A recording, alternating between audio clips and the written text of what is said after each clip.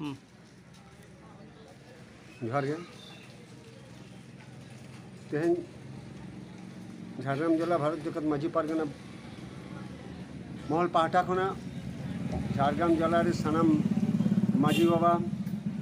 पारगना बाबा कोठे नेहर दाराकान 8 तारीख जहाँ पंचायत बाछनाव सेटेरकान उना पंचायत बाछनाव इदी कते अब खराल हपन को जाते भोट इदी कते अब भितर निया कई खपरियो तापाम आलो हुईमा भोट तो भोट के हुई जानो भोट जेरकम निर्वाचन कमिशन गोपन के लई काय उनका के माझी बाबा को पारगना बाबा ठेन नेहर ताहेना भोट दो आपान आपिन भोट गोपन तेगे बन एम्मा भोट दो गोपन तेगे ताहे चानो ओना साव सावते नेहर माझी बाबा को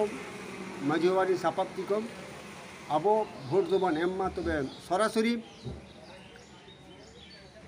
ओका राजनीति दल झंडा दो आलबन गोगमा और पारगना बाबा को जुदी जहाँ भूलते माझी हपन माझी बाबा को सासांग दाहड़ी तेको दाहड़ी कान खान उनको